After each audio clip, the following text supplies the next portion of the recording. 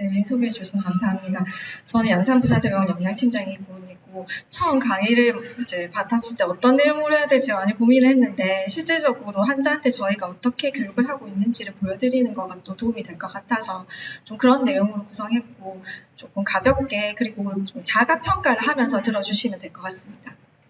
그 심내혈관 위험 인자는 앞에서도 얘기했지만 식이랑 관련성이 있는 인자들이 많기 때문에 식이 중재가 필수적으로 이루어져야 됩니다. 보통 저희 환자 같은 경우에는 교수님들이 영양 상담 의뢰를 내시면 이제 그에 따라서 영양 상담이 이루어질 수도 있지만 의뢰 없이도 입원 환자의 경우에는 치료식 처방 환자의 경우나 아니면 영양 상태가 불량한 환자의 경우에는 의뢰 없이 저희가 중재를 하고 있고 상담을 하고 있습니다. 그리고 그 외에도 원내에서 일어나는 대민 강좌를 통해서 환자분들이 어떤 식사를 해야 될지에 대해서 좀 인지하시고 올바른 식생활을 실천할 수 있도록 유도하고자 하고 있습니다. 영양 상담이 의뢰가 되면 저희가 4가지 단계로 관리를 하게 되는데 첫째로 영양 판정, 두 번째로 영양 진단 중재, 영양 모니터링 및 평가를 하게 됩니다. 보통은 이제 4번째에 모니터링 평가가 매우 중요하고 팔로업이 중요하긴 한데 대부분의 환자들이 이제 비만을 제외하고는 일회성 교육이다 보니까 정보 전달 정도로 끝이게 됩니다. 그래서 이런 부분에서 좀 아쉬움이 있지만 지금 현실적으로 비수가 교육이고 영양사들이 인력도 부족하다 보니까 이런 부분이 적극적으로 관리는 되지 않는 것 같습니다. 그 영양관리 포인트를 봤을 때 여러 가지가 있지만 총 4가지 주요 포인트 관점에서 설명을 해드리도록 하겠습니다. 한국인의 영양 섭취 기준은 주로 보건복지부에서 이제 가이드라인을 많이 마련하고 만성질환이나 아니면 사망률과 연계해서 과학적인 근거로 제시하는 내용이라고 생각하시면 될 것 같고 첫 번째 에너지 부분에 있어서는 만성질환 위험을 감소시키는 적절 비율이 어떤 것인지에 대해서 제시하고 있습니다. 탄수화물 같은 경우에는 50에서 65%고 단백질은 10에서 20, 지방은 15에서 30%를 가이드로 하고 있는데 이번 25년도의 변화는 이제 탄수화물에 대한 최저 기준이 50으로 좀 떨어졌고 55에서 50으로 떨어졌고 단백질은 7에서 10%로 좀 증가했습니다. 그래서 에너지를 구할 때는 내가 적절한 체중을 유지하기 위해서 얼마만큼 에너지를 섭취해야 될지를 생각해야 될 것 같고 이 에너지가 정해지고 나면 어떻게 균형되게 드실지 이런 부분도 생각해야 될 것 같습니다. 그래서 환자분들한테 적정 체중이 어떤지에 대해서 인지할 수 있도록 저희가 표준 체중에 대해서 제시하고 있고 여러 가지 방법이 있지만 키를 미더로 환산한 BMI를 기반으로 한 표준 체중 공식을 제시하고 있습니다. 그래서 보통 남자 같은 경우에는 키를 제곱해서 미더를 환산해서 제곱한 값에 21을 곱하고 여자의 경우에는 21을 곱한 값이라고 생각하시면 될 것 같고 여기 있는 표를 보시고 자기의 체중이 이제 표준 체중에서 플러스 마이너스 10% 이내다 하면 적정 체중을 유지하고 있다고 인지하시면 될 것 같습니다. 표준 체중을 정하고 난 다음에는 내 체중에 맞는 이제 필요 열량을 구해야 되는데 보통 이제 환자분들 같은 경우에는 활동량이 그렇게 많은 분이 아니시기 때문에 한 30 정도를 이제 곱해서 계산을 하고 있고 표에 따라서 제시를 하고 있습니다. 근데 만약에 이제 비만의 경우에 체중 조절이 필요하다 하시는 분들은 평소 섭취량을 저희가 계산을 해서 거기서 얼마만큼 체중을 감소할 것인가의 목표에 따라서 환자에게 목표치를 제시하고 있습니다. 칼로리가 정해지면 이제 당뇨병 식사 계획을 위한 식품 교환표를 활용한 그 균형된 식사에 대한 가이드가 있습니다. 이 표에 따라서 식품 교환 단위수별로 이제 이해를 하고 드시면 되는데 예전에는 이 가이드가 단일 가이드였는데 최근 가이드라인에서는 환자들의 그 식사 습관이나 이런 섭취 빈도에 따라 섭취 패턴이 다르기 때문에 3가지 패턴으로 이제 제시를 하고 있고 저희 병원에서는 당질이 50에서 55%인 가이드를 적용해서 환자한테 당뇨 가이드로 제공하고 있습니다.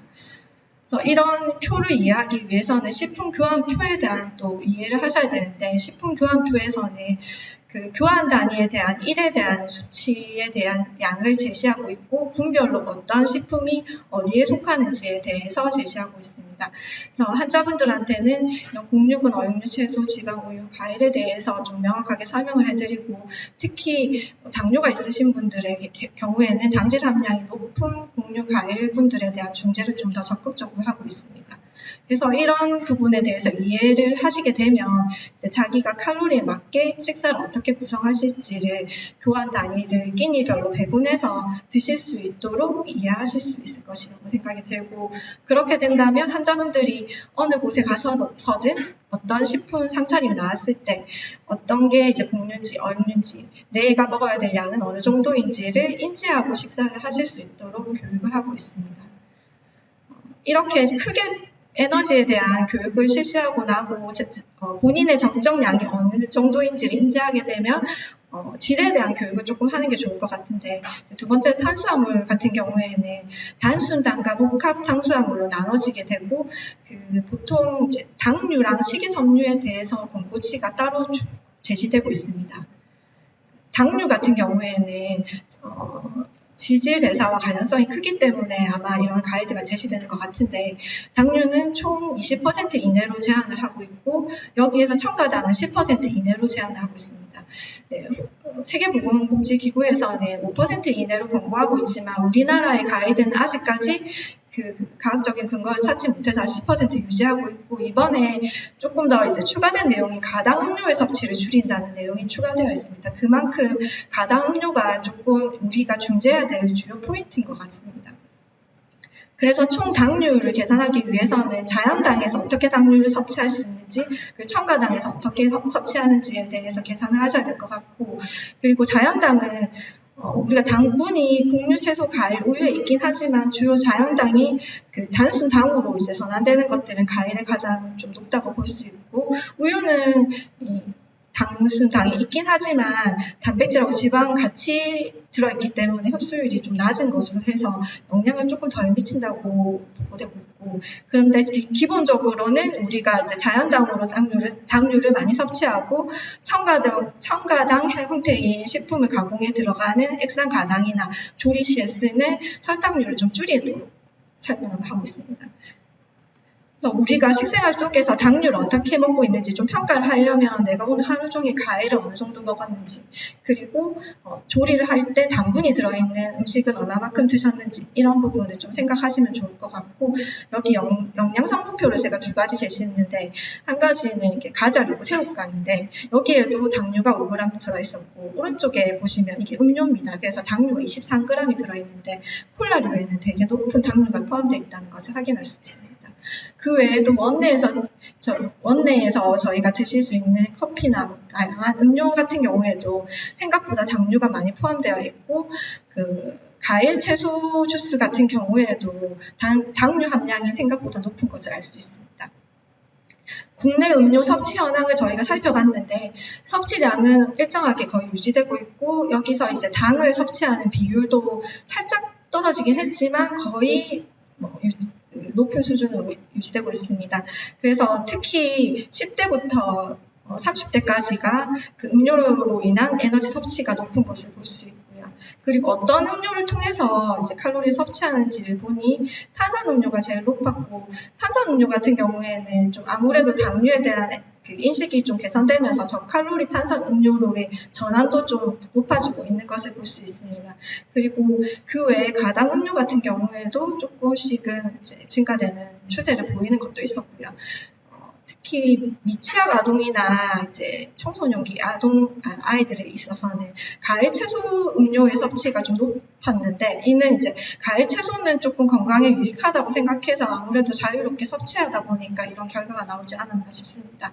그래서 요즘에 비만 아동도 많고 해서 저희가 좀 자료를 찾아봤는데 비만이 있는 아이들의 경우에는 당연히 가당 음료가 대사질환과 관련성이 높지만 특히 100% 첨가당이 포함되지 않는 100% 과일을 섭취했을 경우에도 대사질환의 영향을 높일 수 있기 때문에 이런 부분에서 좀 주의를 요한다고 생각이 듭니다.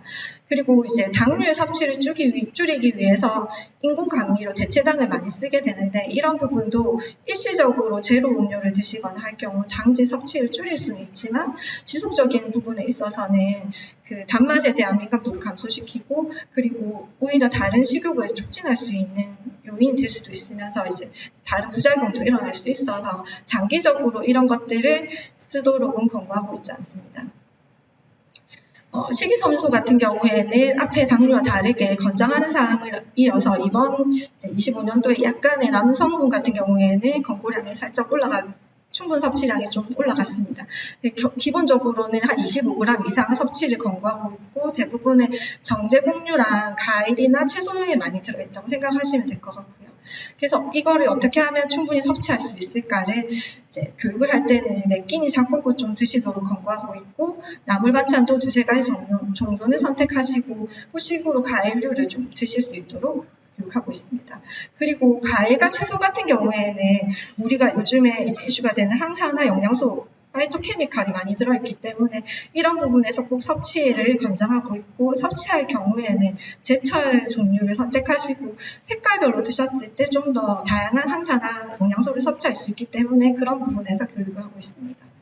세 번째로 지방은 그 앞에서도 얘기하셨듯이 지방량을 줄이는 것보다는 좀 더 지방의 질을 높이는 게 더 좋습니다. 그래서 포화지방이나 트랜스 지방의 섭취는 조금 조절하시고 불포화지방산을 조금 늘리는 방향으로 하시는 게 좋을 것 같고 식이 콜레스테롤 같은 경우에는 예전부터 많이 이슈가 됐지만 이게 300mg으로 가이드가 있긴 하지만 이게 식이가 인체에 들어갔을 때 영향을 미치는 정도는 미비하기 때문에 이런 것까지 환자들한테 적극적으로 제한할 필요가 있을까 하는 부분이 다양한 연구에서 좀 제시되고 있는 것 같습니다.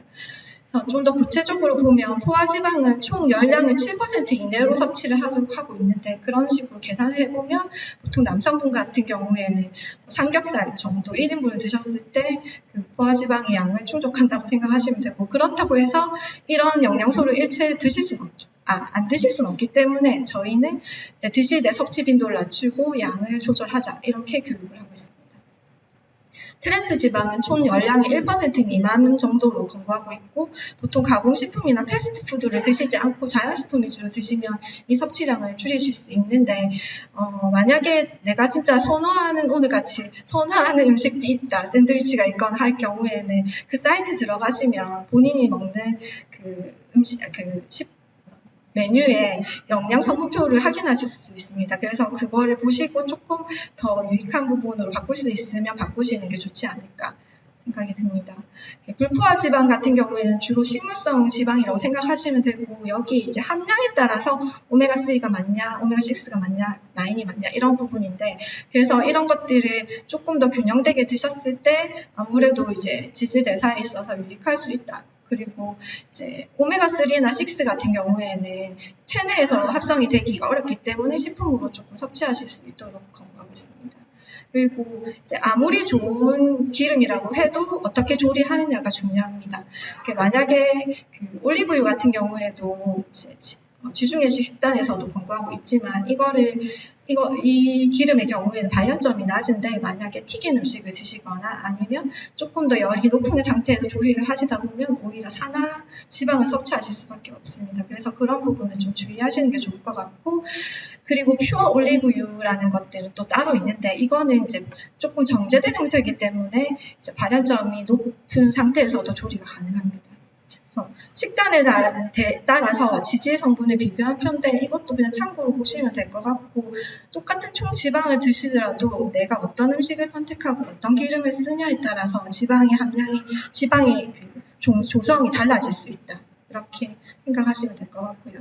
네 번째로 나트륨 같은 경우에는 보통 64세 이하는 2,300 정도 가이드가 있고 그 위로는 조금 더 낮은데 보통 그 WHO에서 권고하는 사항이 2,000mg이기 때문에 보통 2,000mg 가이드로 환자분들한테 좀 설명을 많이 해드리고 있고 우리나라 지금 현재 그 나트륨 섭취량을 보면 권고량보다는 사실 좀 더 높게 섭취를 하고 있지만 제가 봤을 때 예전 그 조사 결과는 거의 한 5g이 권고량이면 10g, 15g까지 먹고 있었는데 그것보다 훨씬 많이 떨어졌기 때문에 아무래도 식습관이 좀 서양화되면서 김치도 적게 드시고 찌개류도 한식이 좀 줄다 보니까 이런 결과가 나오지 않았을까 싶기도 하고요. 근데 나트륨의 섭취 현황을 보면 국찌개나 부식, 김치류에서 많이 섭취하고 있었습니다. 그래서 나트륨을 줄이기 위해서는 자연식품을 주로 드시고 아까 국을 줄이기 위해서 국그릇을 대신 밥그릇에 국을 담아 드시거나 아니면 음식을 드실 때 소스를 따로 해서 찍어 드시거나 그리고 영양성분표를 꼭 확인하시고 좀 이런 부분에 있어서 선택하실 수 있으면 더 좋으실 것 같고요. 저희가 이제 저염이 꼭 필요하신 분들은 소금 5g에 대한 교육을 해드리는데 소금 5g이라고 하면 식품 안에 2g이 들어있고 나머지로 조리하실 때 3g을 쓰신다고 생각하시면 됩니다. 그래서 3g은 그럼 어떻게 써야 되냐 이렇게 교육을 해드리는데 끼니마다 소금 1g 양 이 정도밖에 안 되는데 환자분들 되게 놀라시죠. 그러면 또 더 놀라신 이유는 소금과 똑같은 나트륨을 드셨을 때 간장, 된장 이런 것들이 이 정도 양이다. 그럼 이거를 두 가지를 선택하실 수가 없는 거죠. 그래서 사실 이런 부분에서 어려움이 있지만 저희가 대화를 많이 하면서 본인이 좋아하는 선호도가 높은 양념류를 선택할 수 있도록 교육을 해드리고 좀 맛이 없으면 절대 실천을 할 수가 없습니다. 그래서 맛있게 할 수 있는 고소한 맛이나 매콤한 쓸 수 있는 자유롭게 쓸 수 있는 양념류를 소개해드리고 있습니다. 저희 병원에서 이제 저염식이 어떻게 나가는지 살짝 소개해드리면 저희는 사실 처음에 식탁염만 제공했었는데 환자분들이 너무 선호가 떨어지게 됐습니다. 그래서 지금 현재는 김치랑 식탁염 두 가지 버전으로 해서 0.5씩 제공하고 있는데 지금 이렇게 변경한 후에는 환자분들이 아무래도 조금 더 섭취에 대한 적응 순도가 좀 올라갔습니다. 그리고 이제 대시 다이어트랑 아까 지중해 다이어트에 대해서는 그 앞에 교수님이 설명을 해주셨는데 대시의 특징은 일단은 거의 앞에 내용들이 다 포괄적으로 포함되어 있는데 또 지방 함량이 지중해보다 조금 낮은 부분이 있지만 기본적으로 채소를 충분히 먹고 통곡류를 먹고 마그네슘 같은 포타슘 같은 이런 것들을 조금 더 드실 수 있는 식생활을 유도하는 방향이고 단순당이나 아니면 육류 섭취를 줄이도록 하고 있습니다. 주중의 식단은 사실은 이제 조금 대시랑 다르게 이것도 사실 표를 보시면 피라미드로 되어 있는데 과일, 채소, 통곡류, 올리브유를 충분히 좀 먹고 여기 지중해 그 지역의 특성상 생선이나 해산물을 좀 더 드시고 그다음에 육류를 좀 줄여 드신다. 이런 식으로 교육을 하고 있고 올리브 오일을 좀 많이 쓰는 게 특징이라고 할 수 있습니다. 지중해 식단을 이용하여 가지고 저희가 이제 효과를 연구한 논문이 있어서 한번 봤는데 여기 보시면 그 콜레스테롤 혈증 환자 92명을 이제 두 그룹으로 무작위하게 배정을 한 다음에 이분들한테 모든 분들한테 영양사가 교육을 실시하고 안내 책자를 제공합니다. 그래서 처음에 그룹 1인 분들한테 먼저 그 지중해 식사 KMD 다이어트를 제공하고 나머지 컨트롤 그룹에는 그냥 이제 칼로리만 제한할 수 있도록 교육을 해서 식사를 진행하고 일반적으로 한국인 영양 기준에 맞는 일반 식단을 드시도록 권고를 해서 4주간 진행한 다음에 4주가 끝나고 2주간의 휴지기를 거친 다음에 또 다시 4주간 클로스 해가지고 이렇게 해서 이제 연구 결과를 도출했는데 여기 그림에 보시면 이게 배달을 한 식사라고 보시면 될 것 같고요. 3끼니 식사를 제공하지는 못했고 하루에 2끼니 식사 평일 기준으로만 제공했습니다. 그리고 주말에는 식사를 제공할 수 없어서 그냥 이제 영양사가 전화로 모니터링하면서 이 식사를 잘 할 수 있도록 유도했다고 생각하시면 될 것 같은데 그래서 여기 이제 참여한 군이 대부분이 가체중 상태의 군이었었고 이 연구를 통해서 최종적으로 KMD 군에서는 칼로리가 한 1200칼로리 정도를 플러스 마이너스 섭취하셨고 컨트롤 그룹에서는 그 식이 제한을 했긴 했지만 실제적으로 아마 자가 실천이다 보니까 칼로리 조정에 약간 실패한 분들이 많았던 것 같습니다. 그리고 이제 영양소 비율을 봤을 때는 그 KMD가 조금 5대 3대 2로 그 지중해 식에 훨씬 좀 더 가까웠고 그 지중해 식에 가까운 지수를 이제 계산한 값도 보시면 더 높은 걸로 볼 수 있습니다. 그 환자들에 대해서 이제 효과를 보시면 아무래도 칼로리가 제한되고 하다 보니까 다 체중이 KMD 환자의 경우에 체중도 많이 감소하였고 이상지질 혈증에 대한 수치들도 조금 좋게 변화되었다는 것을 볼 수 있고요. 그다음에 대조군 같은 경우에는 체중이 살짝 감소는 했지만 아직까지 아마 이게 중재가 제대로 이루어지지 못하다 보니까 다른 부분에 있어서는 이제 KMD 군보다는 조금 효과가 떨어진 걸 볼 수 있습니다. 그리고 이제 2013년부터 22년도까지 그 국민건강영양조사 서베이에서 이제 그 결과를 토대로 해가지고 얼마만큼 우리나라 사람들이 식생활이 어떻게 변하고 있는지를 조사한 결과들을 이제 보고하고 있는데 결과적으로 보면 과일이나 채소, 그 다음에 전곡류, 이런 파이버 이런 것들의 섭취가 좀 떨어지게 됐고 그 전반적인 건강식에 대한 지수도 떨어진 것을 볼 수 있고요. 음료, 그러니까 가당 음료나 아니면 프로테인 이런 것들, 지방 이런 것들은 좀 올라간 것을 볼 수 있습니다. 연령으로 봤을 때는 그 연령이 낮은 군에서 이제 건강 식사질이 더 떨어진 것을 볼 수 있고, 그다음에 이제 남성분에서 과일보다는 가당으로 인해서 당분을 섭취를 좀 더 하시고, 그다음에 이제 소득 기준에서는 소득이 높은 분들이 더 질 좋은 식사를 했다고 보고되고 있고, 거기서 나오는 이제 몇 가지 그래프를 좀 소개해드리면. 그 지방은 전반적으로 좋은 지방이든 나쁜 지방이든 다 올라간 것을 볼 수 있습니다. 그리고 이제 보통은 젊은 층에서 아무래도 이제 외식을 많이 하다 보니 많이 올라가 있고 그 저소득층보다 고소득층에서 이게 지방 섭취가 올라간 것을 볼 수 있습니다. 그리고 과일, 채소, 통곡은 모든 연령층에서 떨어지고 있고요. 근데 좀 신기하게도 좀 이런 건강에 대한 관심이 노령층이 더 많으신지 모르겠지만 좀 노령층에서의 빈도보다는 그 젊은 층에서가 더 떨어졌습니다. 편의점을 더 많이 이용해서 그렇지 않을까 이런 생각이 들고요. 그리고 가당 음료 같은 경우에 앞에 좀 설명을 해서 또 약간 비슷한데 약간 수치적으로 다른데 아마 조사 결과가 좀 차이가 있는 것 같은데 기본적으로는 가당 음료는 올라간다고 여기서 보고되고 있고 남성이 또 이제 그런 음료를 더 많이 먹고 연령이 젊을수록 더 많이 먹는다고 할 수 있습니다. 그리고 전반적으로 그 건강한 식사 지수는 좀 많이 떨어지고 60세 이상이 좀 증가됐지만 젊은 층에서는 감소되어 있고 그다음에 소득층이 낮을수록 낮은 결과를 볼 수 있습니다. 그래서 사실 이런 식사 패턴이 계속 유지된다면 심내혈관 질환자들이 좀 더 연령이 떨어지면서 더 늘어나지 않을까 하는 우려가 됩니다. 제가 사실 조금 내용이 많다 보니까 좀 급하게 엄청 빨리 하다 보니까 이제 마지막 슬라이드까지 갔는데 심내혈관 질환자의 식이 전략은 사실은 몰라서 안 하시는 게 아니고 실천하기 힘들어서 못 하시는 거기 때문에 정보는 넘쳐 흐릅니다. 지금도 챗에 뭐 물어보면 바로 나옵니다. 그래서 그 정보에 대한 부족보다는 환자분들의 의지가 더 중요하고 환자분들이 좀 평준된 지식으로 인해서 한 가지 평준된 식사를 할 수 있는데 그런 부분에 있어서 이제 골고루 못 드시는 음식도 없고 무조건 많이 드실 수 있는 음식도 없다. 이런 식으로 저희는 교육을 하고 있고 그리고 가급적이면 환자분에 맞춰서 실천 가능한 부분과 순도를 높일 수 있는 부분을 찾아서 그분들한테 아까 말했듯이 세부적인 목표를 세워주는 게 더 중요할 것 같습니다.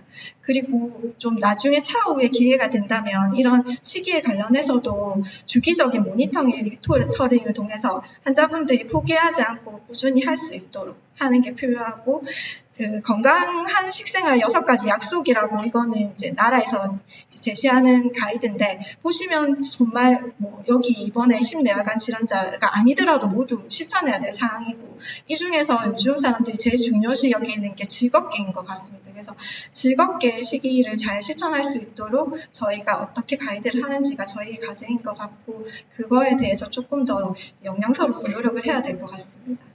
경청해 주셔서 감사합니다.